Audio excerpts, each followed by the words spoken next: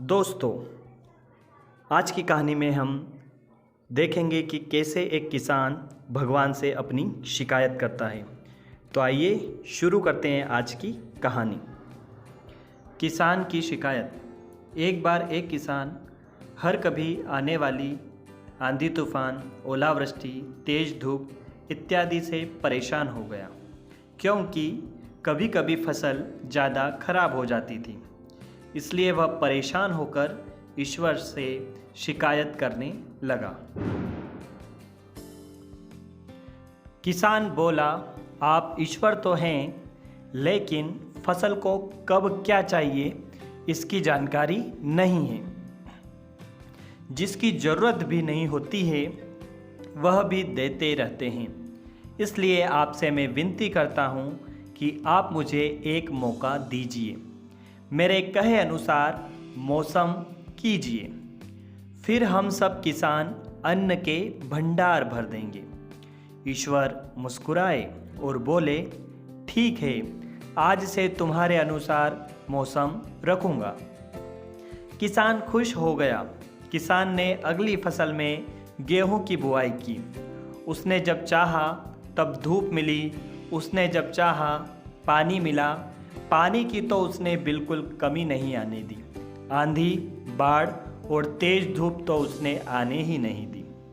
समय बीतने पर फसल बड़ी हुई। किसान भी बहुत खुश हुआ कि इस बार शानदार फसल दिख रही है।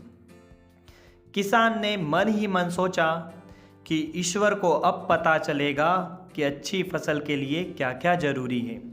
फालतू में ही किसान को परेशान करते रहते हैं। किसान फसल काटने के लिए खेत पहुंचा। गेहूं के पौधे की बालियों को हाथ लगाया तो उसके पैरों तले ज़मीन खिसक गई। उसने देखा कि किसी भी पौधे की बालियों में एक भी दाना नहीं था। किसान दुखी हो गया और बोला, हे ईश्वर, ऐसा क्यों हुआ? क्योंकि मैंने तो सब कुछ सही किया और सही समय पर किया। इस पर ईश्वर बोले, हे प्रिय किसान, ऐसा तो होना ही था, क्योंकि तुमने इन पौधों को बिल्कुल भी संघर्ष नहीं करने दिया। इन्हें ना तो तेज धूप में तपने दिया, ना ही आंधी का सामना करने दिया। इन्हें किसी भी प्रकार की चुनौतियों का सामना नहीं करने दिया। इसलिए बाहर से भले ही अच्छे दिख रहे हो, लेकिन ये अंदर से बिल्कुल खोखले हैं। इनके अंदर कुछ भी दाने नहीं। पौधे जब विभिन्न चुनौतियों का सामना करते हैं तो उनमें ऊर्जा पैदा होती है। यह ऊर्जा उनके अंदर सही सामर्थ्य पैदा करती, जिनके लिए वह बने हैं। दोस्तों, ठीक इसी प्रकार जब तक इंसान संघर्ष से नहीं गुजरता है, वह आदमी खोखला रह जाता है। जीवन की चुनौतियां ही उसके लिए उन्नति के नए रास्ते खोल देती है और आदमी को मजबूत और प्रतिभाशाली बनाती है।